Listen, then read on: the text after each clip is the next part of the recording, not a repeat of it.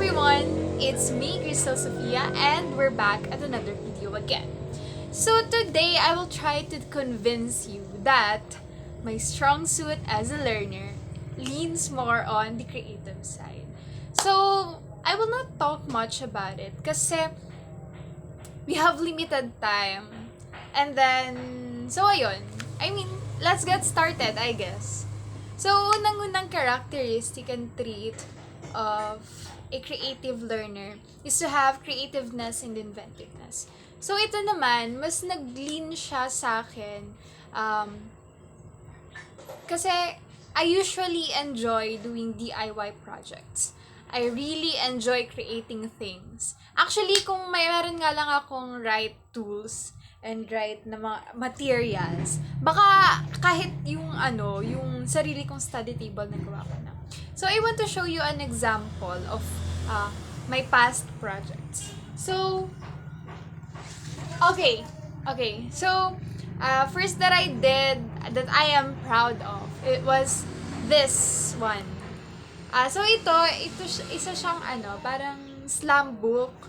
Kasi, it is titled My Journey to the Future. Kasi, ang pinalagay sa amin dito, ng teacher namin, is, ano yung gusto mo sa sarili mo? Or, how do you see yourself in the future? Ayan. So, hindi ko na masyadong iisa-isahin. Pero, I enjoyed doing this kaartehan. Ganyan. So, this is me. And then, ayan. Yung may mga ganyan-ganyan. I really enjoy doing arts and crafts. Kasi, I enjoyed creating things. And also, recently, I did this headdress. Ayan. So, isn't it pretty? I'm proud of it din. And itong headdress na to, I created this actually for about 3 hours, including the painting and everything. So, this is only a headband that I designed. Actually, natututo lang ako gumawa ng mga ganito via YouTube. So, ayun, I think medyo pasado naman ako sa creativeness and inventiveness. And actually, I do find myself very resourceful at situations na I really need to accomplish some things. Let's say, for example, we need to hang a clothes. This is a real life experience. We need to hang a clothes kasi we need to do something na kailangan may tabbing or may wall, some kind. And then, walang matatalian aside dun sa sobrang layong bintana. And then, alam mo yun, I find things to accomplish what is needed to be done.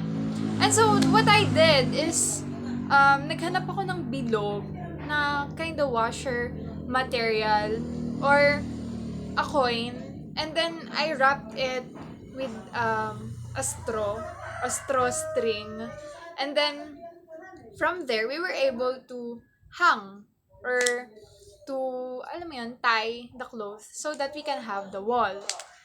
So I think that that defends why I claim to be creative and inventive. For the keen sense of humor naman, I don't really see myself as humorous. I don't really. Kasi there are sometimes na, kasi as a person, I'm very awkward, as in.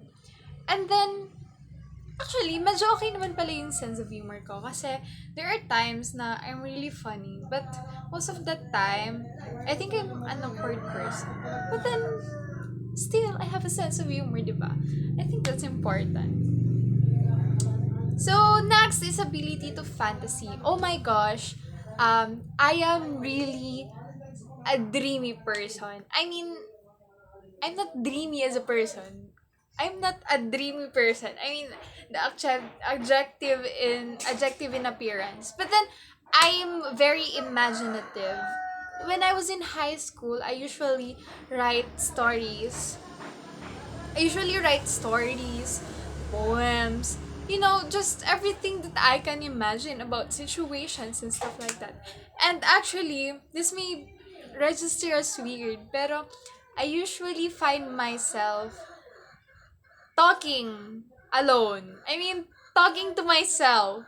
Especially when I'm washing the dishes. Kasi that's my way of entertaining myself. Especially when I'm alone.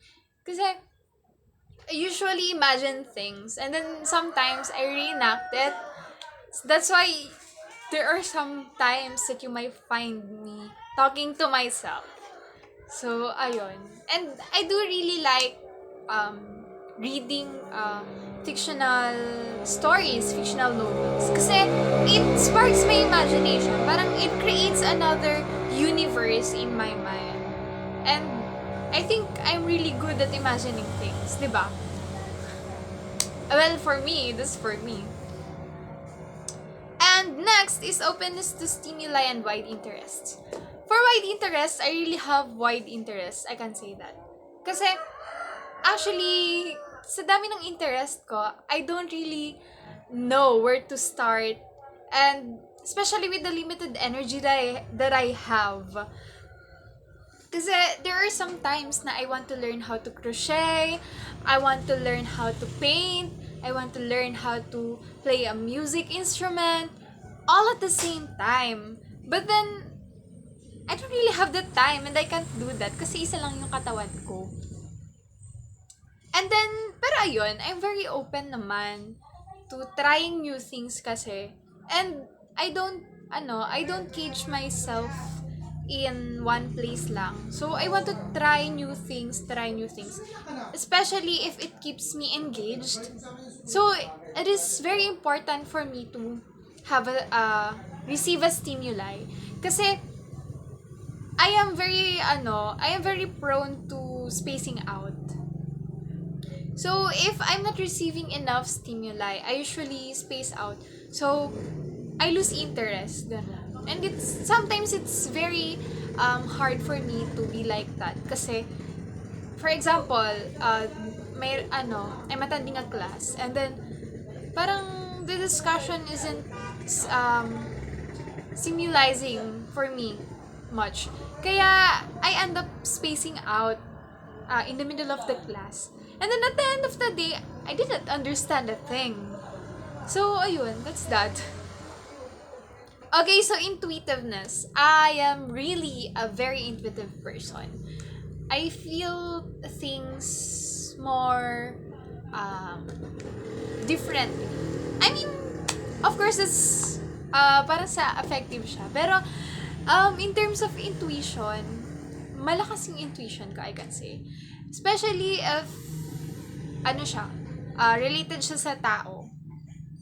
Kasi there are some instances na my intuition says na do not trust this person.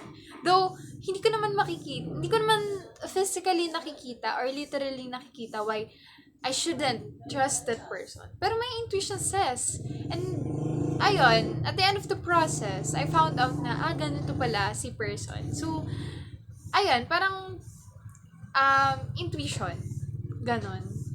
And sometimes, medyo negative siya kasi there are sometimes na, alam mo yun, parang you feel things na ikasasakit mo or you already know things na ikasasakit ng iba or ng malapit sa'yo. But then, wala ka naman choice kasi hindi mo naman siya control. So, flexibility. I think I'm very flexible. Yes, I'm very flexible. Kasi, especially when there are plans that needed to be done. And, halimbawa, plan A did not go well. So, I have to go with plan B or whatever resources are available at the moment. So, I've proven that a lot of time. Especially when we were in second year, nung meron kaming theater arts, kasi we need a lot of resources, but we need a lot of things, but we have limited resources. So, we need to be flexible, to be, alam mo yun, to think about alternatives, kanyan. And then, when there are some times na situation suddenly changed unexpectedly. But then, wala namang choice, so I have to cope up.